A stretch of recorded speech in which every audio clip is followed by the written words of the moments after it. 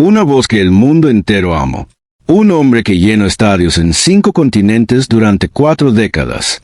Y un diagnóstico que llegó en silencio, sin anuncio, sin rueda de prensa, sin la pompa que había rodeado cada momento de su vida pública. Un diagnóstico que atacó precisamente lo que Luis Miguel más amaba, lo que más protegía, lo que era simultáneamente su instrumento, su identidad y su razón de existir. Esto es la verdad sobre lo que le pasó realmente al Sol de México. La tan esperada... Y lo que vas a escuchar en los próximos minutos va a cambiar para siempre la manera en que escuchas su voz. Hay voces que no pertenecen a ninguna época porque pertenecen a todas. Voces que aparecen de repente en medio de un día cualquiera y te transportan de golpe a un momento, a una persona, a una emoción que creías olvidada y que resulta estar perfectamente conservada en algún rincón inaccesible de tu memoria más profunda. La voz de Luis Miguel es exactamente ese tipo de voz.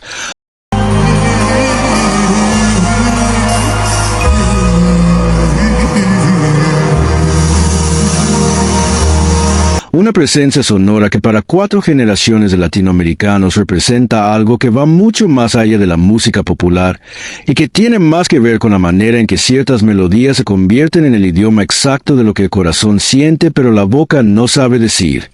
Pero detrás de esa voz extraordinaria, detrás de los estadios repletos y de las canciones que han acompañado amores y desamores en todos los países de habla hispana durante más de 4 décadas, existe una realidad privada considerablemente más compleja, más rica en matices y más cargada de sombras y de luces de lo que la imagen del sol que la industria musical construye alrededor de su nombre podría sugerir a quien no lo conoce bien. La historia de su vida es la historia de un niño que fue convertido en producto antes de tener edad para entender lo que eso significaba, que creció bajo la presión más implacable que la industria del entretenimiento latinoamericano ha ejercido jamás sobre un ser humano, y que construyó alrededor de sí mismo una armadura tan perfecta y tan hermética que terminó siendo prisionero de ella mucho antes de que el diagnóstico llegara a amenazar lo único que esa armadura nunca había podido proteger. Completamente su voz. Si todavía no estás suscrito a este canal, hazlo ahora mismo. Pulsa el botón rojo, activa la campana de notificaciones y deja un pulgar arriba en este video. Porque en YouTube cada like envía una señal directa al algoritmo que permite que este canal llegue a más personas y que sigamos produciendo contenidos de esta profundidad manteniéndose independientes frente a las grandes máquinas mediáticas que prefieren que ciertas verdades permanezcan en la sombra para siempre.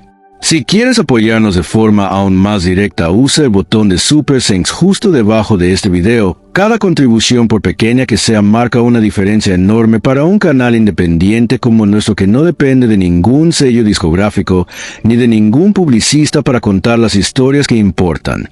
Y si no puedes contribuir económicamente, no hay ningún problema. Simplemente deja un comentario contándonos qué es lo que más te ha sorprendido hasta ahora y comparte este video con alguien que ame su música, porque compartir es la forma más poderosa de hacer que estas historias lleguen a quienes las necesitan. Quédate hasta el final porque la última revelación que hemos reservado para ti tiene poder de cambiar completamente la manera en que ves a este hombre, esta voz, esta leyenda que el mundo llama el Sol de México. Creas el corazón en todo lo que haces. Creas un legado que vive para siempre. Luis Miguel Gallego Basteri nació el 19 de abril de 1970 en San Juan, Puerto Rico, hijo de Luisito Rey, músico español ambición desmedida y talento insuficiente para satisfacerla, y de Marcella Basteri, una joven italiana de belleza extraordinaria cuyo destino quedaría unido de su hijo de una manera que la historia tardaría décadas en revelar completamente. Desde el primer momento, la infancia de Luis Miguel fue el escenario de una tensión que ningún niño debería tener que habitar. La tensión entre el amor genuino de una madre que lo veía como un ser humano y la ambición calculada de un padre que lo veía como un vehículo, como la oportunidad que su propia carrera nunca había sido capaz de materializar. Luisito Rey entendió antes que nadie que su hijo tenía algo que no se enseñaba ni se compraba. Una voz que desde los primeros años de infancia poseía una calidad que los adultos que la escuchaban reconocían instintivamente como fuera de lo ordinario, como algo que no correspondía a la edad ni a contexto ni a las expectativas de nadie. Y en lugar de proteger ese don con la cautela que merecía, decidió convertirlo en negocio con una velocidad y una frialdad que sus colaboradores de aquella época describieron años después con palabras que oscilaban entre la admiración y el horror. La familia se trasladó entre Puerto Rico, Estados Unidos, España y México siguiendo las oportunidades que el padre identificaba con el olfato particular de quien ha decidido que el éxito de otros será el combustible de su propia redención. Y en ese movimiento constante, en esa infancia sin raíces ni continuidad ni la posibilidad de construir amistades que duraran más que el siguiente contrato, Luis Miguel fue desarrollando algo que sus colaboradores más cercanos describirán décadas después como el rasgo definitorio de su personalidad adulta. Una capacidad para el aislamiento tan profunda y tan bien construida que resultaba casi imposible distinguir dónde terminaba la protección y dónde comenzaba la soledad. Su debut discográfico llegó cuando tenía 11 años, y los que estuvieron presentes en aquellas primeras grabaciones describieron una experiencia que los dejó sin las palabras habituales. Un niño que se colocaba frente al micrófono y producía algo que los técnicos de grabación con décadas de experiencia afirmaban no haber escuchado jamás con esa edad. Una combinación de calidad vocal innata y una comprensión emocional de las canciones que parecía completamente imposible en alguien que aún no había experimentado nada de lo que esas canciones describían. El éxito llegó con una rapidez que sorprendió incluso a quienes habían apostado por Eco Mayor que en Big Sean. Y con el éxito llegó también la primera gran paradoja de su vida, la que definiría todas las que seguirían. Cuanto más grande se hace la figura pública, cuanto más luminoso y más inalcanzable se volvía el sol que la industria había decidido que era, más pequeño y más invisible se volvía el niño que seguía existiendo en algún lugar dentro de esa construcción tan perfectamente elaborada. Y nadie, ni su padre, ni sus managers, ni las discográficas que se beneficiaban de su éxito, ni el público que lo adoraba sin conocerlo, nadie preguntó lo que costaba mantener encendida esa luz. La relación con su padre es el capítulo más oscuro y más doloroso de toda su historia, el que su serie de Netflix mostró con una crudeza que dejó millones de espectadores en un silencio que iba más allá del simple impacto narrativo. Luisito Rey no fue simplemente un padre ausente ni simplemente un manager ambicioso, fue, según todas las personas que conocieron la realidad de esa relación desde dentro, un hombre que utilizó a su hijo con una frialdad calculada que incluía control total de sus finanzas durante años. La manipulación sistemática de su entorno para mantener el aislamiento que facilitaba ese control, y una presencia que oscilaba entre la adulación interesada y la crueldad emocional sin ninguna de las constancias que habrían hecho predecible cualquiera de los dos extremos. Y sobre todo, Luisito Rey fue el hombre que hizo desaparecer a Marsella. La madre de Luis Miguel abandonó la vida familiar a finales de los años 80 en circunstancias que nunca han sido completamente esclarecidas. Una desaparición que sus hijos vivieron sin explicación, sin despedida, sin la posibilidad de procesar lo que significaba porque nadie les dio las palabras ni el espacio para hacerlo. Luis Miguel buscó a su madre durante años con una discreción que contrastaba violentamente con la visibilidad total de todos los demás aspectos de su vida pública. Y los que lo conocieron en esa búsqueda describieron a un hombre partido en dos, capaz de subirse a un escenario y ofrecer 2 horas de perfección absoluta, mientras cargaba en algún lugar interior una herida que ninguna ovación podía tocar. El perfeccionismo que lo hizo legendario tiene su origen en ese dolor. Los testimonios de músicos, productores y colaboradores que trabajaron con él durante décadas dibujan un retrato coherente de alguien para quien el control total sobre cada aspecto de su obra era simultáneamente una exigencia artística y un mecanismo de supervivencia emocional. Como si el único territorio donde el caos de su historia personal no pudiera alcanzarlo fuera el espacio perfectamente regulado de un ensayo, de una grabación, de un concierto donde cada nota estaba exactamente donde él había decidido que debía estar. Ese perfeccionismo produjo algunos de los más grandes discos de la historia de la música latina. Los álbumes de boleros que rescataron un género entero de la obsolescencia y lo devolvieron al centro de la cultura popular latinoamericana con una elegancia y una profundidad que sus contemporáneos observaron con la mezcla particular de admiración y de algo parecido a la envidia respetuosa que producen los logros verdaderamente irrepetibles. Pero ese mismo perfeccionismo tuvo un precio que su cuerpo fue cobrando con una paciencia que la fama y el dinero no podían comprar. Las cuerdas vocales son tejido. Son músculo y mucosa y una precisión mecánica extraordinariamente delicada que no distingue entre la gloria de un estadio lleno y el daño acumulado de décadas de exigencia, sin los cuidados que esa exigencia requería. Y Luis Miguel, el hombre que controlaba absolutamente todo en su entorno profesional, el hombre que podía cancelar a un músico por llegar 3 minutos tarde a un ensayo, era también el hombre que trataba su propia voz con la impunidad de quien cree que el talento es inmune al deterioro, que la excepcionalidad del instrumento lo protegería de las consecuencias que cualquier otro cantor habría enfrentado mucho antes. Los primeros signos de que algo no estaba bien llegaron antes de que el público pudiera verlos claramente. Canciones se comenzaron a aparecer en tonalidades ligeramente más bajas, conciertos que se cancelaban con explicaciones vagas. Periodos de silencio que sus equipos atribuían al perfeccionismo y a la selectividad, pero que quienes lo conocían de cerca interpretaban con una preocupación que nadie verbalizaba porque nadie tenía permiso para hacerlo. La cultura de silencio que rodeaba a Luis Miguel era tan total y tan arraigada que incluso las personas que más se preocupaban por él habían aprendido que expresar esa preocupación en voz alta tenía consecuencias. Y esas consecuencias las habían visto sufrir a suficientes personas a su alrededor como para entender que el precio del silencio era infinitamente más llevadero que el de cuestionamiento.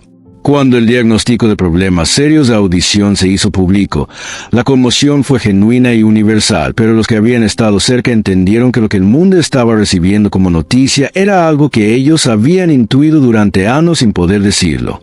La pérdida de audición en un músico no es simplemente una enfermedad. Es una amenaza existencial de una especificidad y una crueldad que resulta casi imposible de comprender para quien no ha pasado su vida entera en una relación con el sonido tan total y tan definitoria como la que Luis Miguel había tenido desde los 11 años. Escucharse a sí mismo, escuchar la orquesta, escuchar los matices que separan una interpretación correcta de una interpretación extraordinaria, era la base sobre la que todo lo demás se había construido.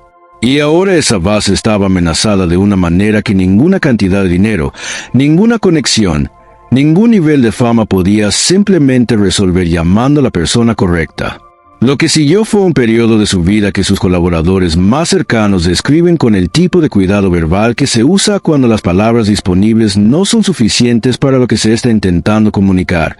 Un Luis Miguel más recogido, más silencioso, enfrentando en la privacidad más absoluta una batalla que toda su historia le había enseñado librar solo y en secreto. Los tratamientos, las consultas con especialistas de varios países, las decisiones sobre hasta dónde era posible recuperar lo que se había perdido y hasta dónde había que aprender a vivir con lo que no volvería. Todo eso ocurrió en ese espacio hermético que Luis Miguel había construido alrededor de sí mismo durante toda su vida y que en este momento funcionaba simultáneamente como su protección y como su prisión. Porque la misma armadura que lo protegía de la intrusión del mundo exterior era también la que le impedía recibir el apoyo que cualquier ser humano necesita cuando enfrenta algo de esta magnitud. Sus hijos, Miguel, Daniel y Stephanie, son en ese capítulo de su historia una presencia que quienes los conocen describen con una emoción contenida que dice más que cualquier declaración elaborada. La relación de Luis Miguel con sus hijos ha sido una de las heridas más visibles de su vida adulta, un hombre que recibió de su propio padre el modelo más destructivo posible de lo que significa ser padre, que cargó con esa herencia sin las herramientas para procesarla porque nunca tuvo el espacio ni la seguridad emocional para hacerlo, y que sin embargo ama a sus hijos con una intensidad que todos los que los han visto juntos describen como absolutamente genuina e indudable. El diagnóstico, según quienes estuvieron cerca, fue también el momento en que algo en esa relación comenzó a cambiar, como si la confrontación con la propia vulnerabilidad hubiera abierto una puerta que el perfeccionismo y el control había mantenido cerrada durante demasiado tiempo. Su fortuna, estimada en cifras que los especialistas en patrimonio de artistas latinoamericanos colocan entre los 150 y los 250 millones de dólares. Es el resultado de décadas de trabajo a una intensidad que muy pocos artistas en cualquier género han sostenido durante tanto tiempo. Giras que llenaban los recintos más grandes de México, Estados Unidos y toda América Latina, discos que se vendían en millones de copias, contratos publicitarios con marcas de primer nivel que pagaban cifras extraordinarias por asociarse con la autoridad cultural de su nombre, y los derechos de un catálogo musical cuyo valor no ha hecho más que crecer con cada año que pasa. Pero el dinero que puede comprar los mejores especialistas del mundo no puede comprar la certeza de que lo que se ha perdido volverá. Y Luis Miguel, el hombre que construyó su vida entera sobre la certeza absoluta de que su voz era indestructible, tuvo que está aprendiendo todavía a habitar una relación con su propio instrumento que ya no puede darse por garantizada de la manera en que siempre lo había sido. Los que lo conocen bien dicen que ese aprendizaje lo ha cambiado. No de la manera dramática que producen los grandes quiebres visibles, sino de la manera más profunda y más permanente que producen las confrontaciones con la propia limitación cuando no hay manera de negarlas ni de comprarles una salida. Hay una humildad nueva, dicen, no la humildad performativa que los artistas grandes aprenden a exhibir en las entrevistas, sino algo más silencioso y más real, la humildad de un hombre que entendió que no era invulnerable de la manera en que había necesitado creer que lo era. Su legado musical es uno de los más extraordinarios que la música popular en lengua española ha producido. Decenas de álbumes que abarcan desde el pop juvenil de sus comienzos hasta los grandes ciclos de boleros que lo consagraron como el intérprete más importante de su generación. Canciones que han acompañado a millones de personas en los momentos más significativos de sus vidas con una consistencia y una profundidad que muy pocos artistas de cualquier idioma han logrado sostener durante tanto tiempo. Temas como La Incondicional, Culpable o No, ¿Será que no me amas?, Suave, Ahora te puedes marchar y decenas de otros títulos forman parte del repertorio emocional compartido de generaciones enteras de latinoamericanos que los conocen de memoria y que los escuchan todavía con la misma intensidad con que los escucharon por primera vez. Esa capacidad para permanecer en el tiempo con la misma fuerza emocional es el indicador más claro de un legado que va mucho más allá del éxito comercial y que existe en ese territorio más profundo donde la música deja de ser entretenimiento y se convierte en algo parecido a una necesidad. Y con todo eso delante, la voz extraordinaria amenazada por el tiempo y por la enfermedad, la infancia robada por un padre que vio en su hijo un instrumento y no un ser humano, la madre desaparecida cuya ausencia definió todos los amores y todos los desamores que vinieron después. El perfeccionismo que fue simultáneamente su mayor fortaleza y su más profunda vulnerabilidad, los hijos que recibieron menos de lo que merecían de un hombre que había recibido menos de lo que merecía, y las canciones que sobrevivirán a todo lo demás porque están hechas de algo que el tiempo no puede erosionar completamente. Con todo eso delante resulta imposible no reconocer que la historia de Luis Miguel es algo más que la historia de un artista exitoso. Es la historia de lo que le cuesta a un ser humano convertirse en símbolo, de lo que se pierde en esa conversión y de lo que queda cuando el símbolo enfrenta algo que no puede controlar, ni perfeccionar, ni hacer desaparecer con la fuerza de su voluntad. Es la historia de un hombre que enseñó al mundo a escuchar con el corazón y que ahora está aprendiendo, él mismo, a escuchar de una manera diferente, con la vulnerabilidad que siempre estuvo ahí debajo de la armadura, esperando el momento en que ya no hubiera otra opción que reconocerla. Si esta historia te ha emocionado, si te ha hecho ver al Sol de México de una manera diferente a como lo veías antes de que comenzara, entonces haz ahora mismo lo más importante que puedes hacer por este canal. Pulsa el pulgar arriba. Suscríbete si todavía no lo has hecho. Activa la campana de notificaciones y comparte este video con alguien que ame su música. Porque en YouTube cada like, cada suscripción y cada vez que alguien comparte un video le dice al algoritmo que este contenido merece llegar a más personas. Y esa es la única manera en que un canal independiente como el nuestro puede seguir existiendo y produciendo investigaciones de esta profundidad sin depender de ninguna gran corporación mediática que tenga interés en que ciertas historias no se cuenten de esta manera. Si puedes apoyarnos de forma aún más directa, usa el botón de Super Thanks justo debajo. Cada contribución nos permite dedicar más tiempo y más recursos a traerte historias como esta. Y si no puedes contribuir económicamente, no hay absolutamente ningún problema. Simplemente escríbenos en los comentarios cuál es la canción de Luis Miguel que más te ha marcado, en qué momento de tu vida la escuchaste por primera vez o qué parte de su historia te ha sorprendido más. Porque cada comentario tuyo nos ayuda a entender qué historias quieres que sigamos contando y nos recuerda por qué vale la pena seguir contándolas.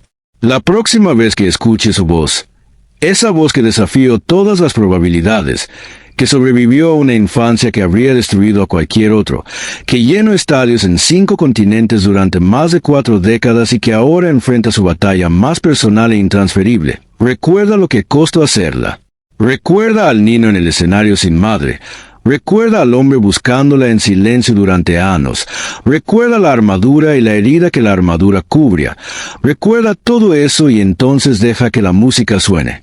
Porque fue hecha para exactamente este momento, para cuando el peso del ser humano se siente demasiado grande para cargarlo solo. Y necesitamos que alguien que tuvo todas las razones para no creerlo nos recuerde, con cada nota, que vale la pena seguir cantando.